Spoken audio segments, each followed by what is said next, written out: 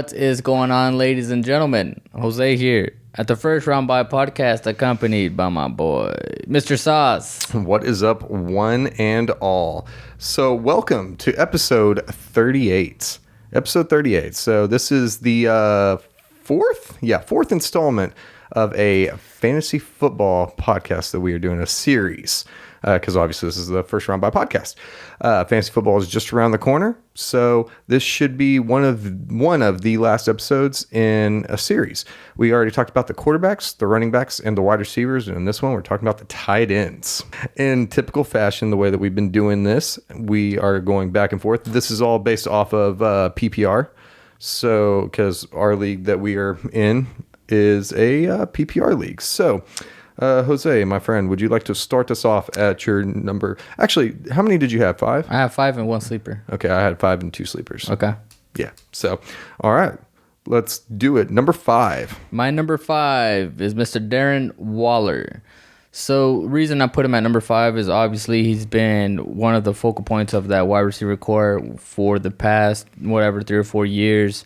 Obviously, he's been killing it. He's been doing a great job. With the addition of Devontae Adams and the emergence of Hunter Renfrow, I feel like Darren Waller's going to kind of dip a little bit. Mm-hmm. In the past, he's probably been, in my opinion, like a top 3.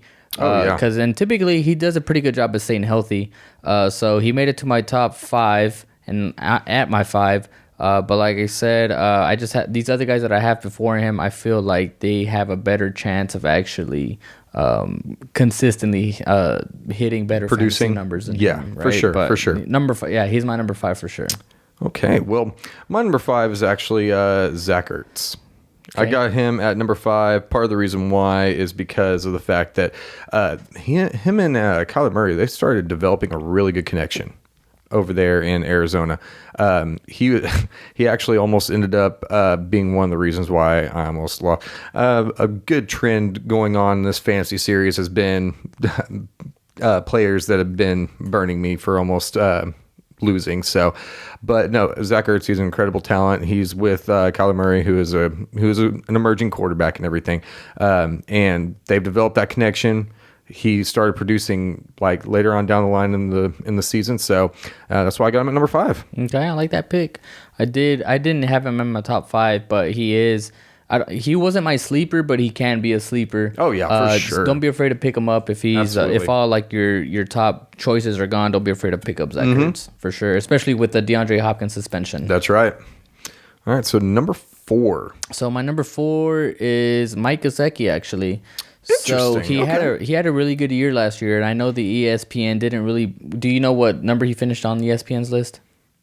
He is number 10. So he finished at number 10. I have him at number 4. They do have a ton of weapons on that Miami offense, but I feel like last year he stepped up his game a whole lot, and I feel like he's only going to get better moving forward.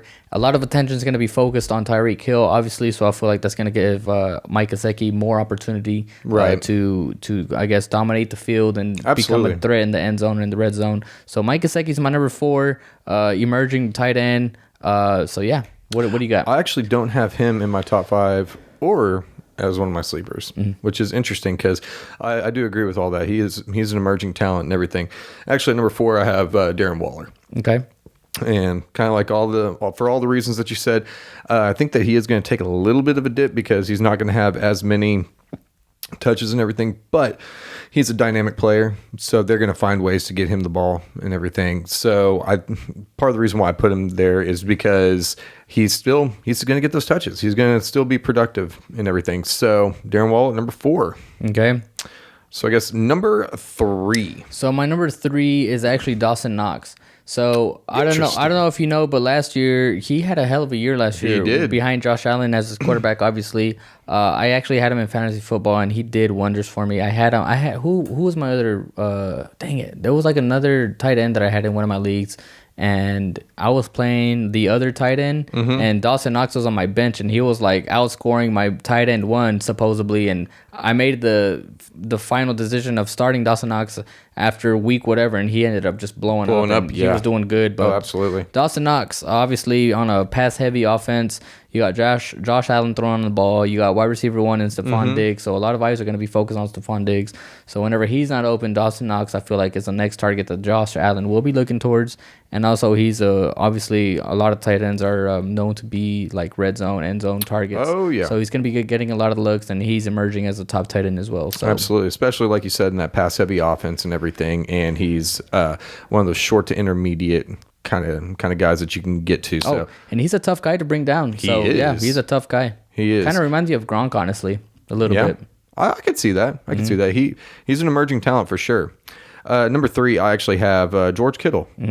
And obviously, I mean, there's not a lot that needs to be said about Kittle. He's a premier tight end. He's a premier player in the league, and he gets a ton of use and a ton of looks over in that 49ers offense. So, I mean, it kind of goes without saying.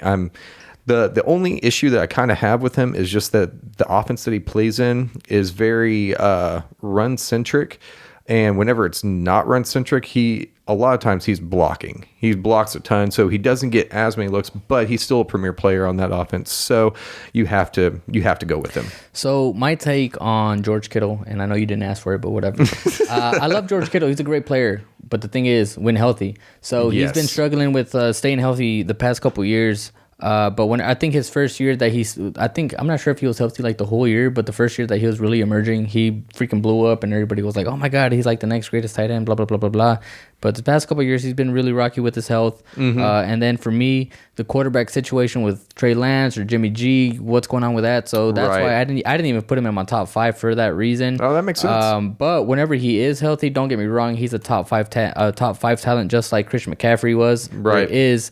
But just both of their health are too rocky for me to consider them as top 5. I can respect that, and I agree with that because, I mean, obviously I talk all the time about availability is the best ability. So that definitely makes sense.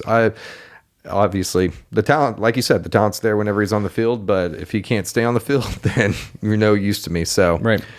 So did you already say your number 3? I said my number 3. I haven't said number 2. Okay, so we're on number 2. So who is your number 2? So my number 2 is Mark Andrews. So Mark Andrews has solidified himself as Lamar Jackson's number 1 option on the receiving end. With the absence of Hollywood Brown, I feel like this is just going to put more pressure and more looks going towards Mark Andrews. Lamar Jackson already loves him as is. I feel like he's just going to be looking for him even more. Great tight end overall. He can block, he can run, he can run routes, he can make himself open. He hard to tackle. He has everything you need in a freaking tight end. So arguably he could be number 1 as well. It just depends who you ask. But he's definitely, in my opinion, has emerged as one of the top tight ends in the league, and I feel like moving forward he's gonna stay that way. Oh yeah, he's definitely an ascending star. I think that it's kind of funny because I feel like that is the case for most of the players that we're talking about. They're all ascending stars. Yep. At my number 2, I actually have Travis Kelsey. Part of the reason why I have Travis Kelsey, obviously, he's a Hall of Famer. He is absolutely nuts. He puts up the numbers. He plays with Pat Mahomes and everything. He is really, really good. He's going to be getting a lot more looks too now since it's probably going to be a lot of the focus is going to be on him, especially with all the other new weapons that Pat Mahomes has. The only issue that I'm going to kind of have with it is kind of like what we've talked about previously. There's a lot of mouths to feed on those offenses and stuff. So that's why that's part of the reason why I didn't put him at number 1 is because even though he is amazing and he is a great, great, great tight end, it's hard for me to put somebody up there whenever there's other mouths to feed. So with that being said, I wonder who your number 1 is. So my number 1, of course, is Travis Kelsey. Undeniable talent. Freaking. In my era growing up, I've had the pleasure of watching like Antonio Gates. Obviously Rob Gronkowski. But Travis Kelsey, he's probably, from when I can remember watching football, probably the second best tight end behind Gronk, in my opinion, of tight ends that I can remember. Great tight end. He can catch, he can run, kind of similar to all the other ones. He can do everything. He can block, he can get open, and him and Pat Mahomes, they have that connection. And with the, obviously Tyreek Hill went over to Miami, of course, so I feel like that's just going to create more opportunity for him to get the looks that Tyreek Hill was getting. Yeah, you said they got mouths to feed, But like I said, he's still going to get his targets. Right. Patrick Mahomes knows that he can trust in Travis Kelsey. Absolutely. You know what I mean? And like I said, all these tight ends they're all red zone threats. They're big bodies. Right. It's hard to tackle these guys. You know what I mean? So he's going to be looking for him in the end zone. And yeah, like I said, they just had that special connection. So I feel like Travis Kelsey for sure number 1 tight end in my book. Yeah, I actually had it flipped. So my number 1 was Mark Andrews, and kind of like what you said. And part of the reason why I put him over Kelsey was just because, like we talked about, he's going to be the number 1 target over there now. So he's going to be one of the bigger mouths to feed. So he's going to be getting a lot of looks and everything. But I mean, 1 and 2 are interchangeable pretty much, at least in my opinion, and everything. So, so how many sleepers did you say that you had? I got 1 sleeper. 1 sleeper? And I am sleepy. I was about to say, it sounds like you're sleepy too. So I've got 2 sleepers, so I'll go ahead and throw out my first one. My first one was actually somebody that you had in your top 5. Interesting. Knox. Okay. Yeah. And part of the reason, again, I might be putting too much stock into how many mouths there are to feed, but he is an emerging star and everything. I don't think that he's really a household name yet or anything. Most of the tight ends, they really, unless you're like one of the top 3, most people don't really know very many of the tight ends. But yeah, no, he's an emerging star and everything. I mean, you've already pretty much made my case for me. So who's your sleeper? So my sleeper is actually Robert Tonyan over in Green Bay. Interesting. So he had a good one. He had a pretty good season last year. Obviously, not Tyreek. Devontae Adams is out of Green Bay. So Aaron Rodgers, technically, as we speak, we don't know who his wide receiver 1 is. But I feel like Robert Tonyan has kind of already made that connection with Aaron Rodgers to kind of solidify himself as one of his top targets. Right. So I feel like moving forward, and like I said, they got Scatling or whatever, went over to Kansas City. So that was also one of his top options. So I feel like I said, him and Rodgers, they have that connection already. He's a big body. I feel like he is definitely, honestly, he can crack the top 5. So don't be surprised if he does. If you know all these names that I just named off are off the board, don't be afraid to pick up Robert Tonyan. I feel like he's going to be a great pickup. Yeah, that's actually a really good pick. So my sleeper is actually one of the newer Tennessee Titans, Austin Hooper. So last season, I believe that he was playing over in Cleveland, and he actually had a not so great year over there, but he was also playing with Baker. And I mean, my personal opinion, I think that Ryan Tannehill is a much better quarterback than Baker Mayfield. That plus the Titans offense definitely utilizes a lot more of the tight end play. We didn't have very good tight end play last year. So, but in training camp, I've noticed that they have been featuring the tight ends a lot more. We also drafted another one named Chig, and he's phenomenal. But Austin Hooper right now is solidifying himself as that tight end 1. So, with the fact that we lost A.J. Brown and everything, now that we have a solid tight end in Austin Hooper, I think that he is definitely going to be sneaky as a good option. I mean, hell, I'd pick him. Obviously, I'd pick him up because he's a Titan, but also because he's a phenomenal player. He played really well in Atlanta, played really well, and then he kind of fell off over in Cleveland. Yeah, and he's still relatively young, so. Yeah, I would suggest definitely kind of like what Jose said. If you're in a pinch, might as well pick him up. But that was a really good sleeper. I like that pick. Do you have anything else tight end wise for our lovely viewers? Not necessarily. Dalton Schultz is also a good pick over in Dallas. Yes, yeah. I don't feel like he's going to be like a top tier type tight end, but I feel like they got him top 5. Top 5. I feel like let's just say you have Travis Kelsey or Mark Andrews like a solidified tight end 1. Let's just say you have one of those guys on a bye and Dalton Schultz is on the waiver wire.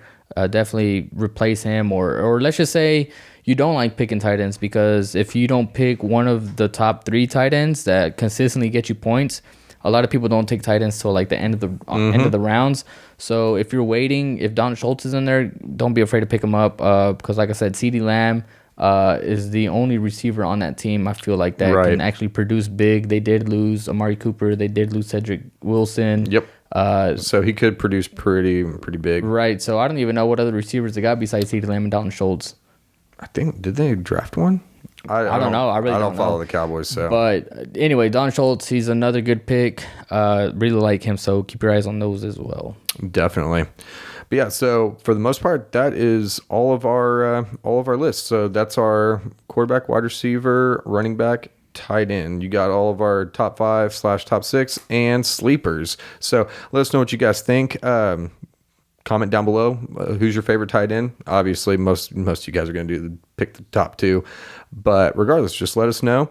So with that being said, check out firstroundbuy.com for all your first round buy needs. Grab you some merch. It's getting hot.